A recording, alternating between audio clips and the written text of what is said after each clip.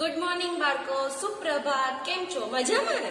હા, તો આપણે પહેલા ફર્સ્ટ, સેકન્ડ અને થર્ડ હે ને 2 અક્ષર વાળા, 3 અક્ષર વાળા અને 4 અક્ષર વાળા તેનું રિવિઝન આપણે કરી ચૂક્યા છીએ.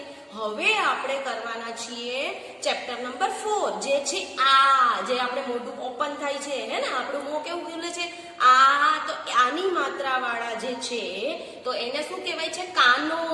તો કાના વાળા જે શબ્દ છે એનું આપણે રિવિઝન કરવાના છે. તો એ પાઠમાં શું આપેલું છે કે એમ આપેલું છે ને કે બા જમવા આપ. તો બા છે ને એ શું શું આપે છે? તો બા દાળ આપ. તો મેં અભી કહાં પે દાળ. તો આને દાળ કહેવાય છે. બા દાળ આપ. પછી બા ભાત આપ. બા ભાત આપ.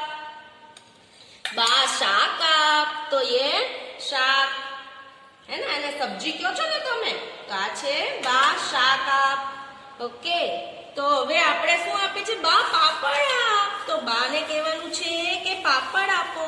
તો આ છે પાપડ.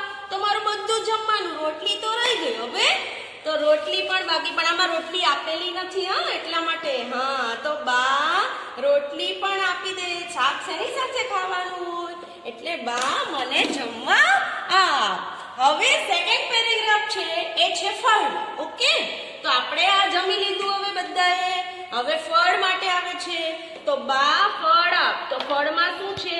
બા રાયણ આપ. રાયણ યલો બેરી હોય ને એને રાયણ કહેવાય છે. યલો બેરી હે ને એને રાયણ કહેવાય. પછી બા જામફળ આપ. આ જામફળ આપ બા. પછી છે બા મને દરાક આપ. તો દરાક 2 હોય છે. આ છે બ્લેક અને આ છે ગ્રીન. તો આને કહેવાય છે કાળી અને આને કહેવાય છે લીલી. હા, તો હવે આપણે છેલ્લું છે બદામ. તો ડ્રાય ફ્રૂટ્સ તો સવારે ખવાય ને મોર્નિંગમાં. તો એ બદામ અત્યારે મારી પાસે નથી, હું ભૂલી ગઈ. તો તમારે બધાને ઘરે બદામ ખાવાની છે, મમ્મીને કહેવાનું છે. ઓકે, તો બાય બાય.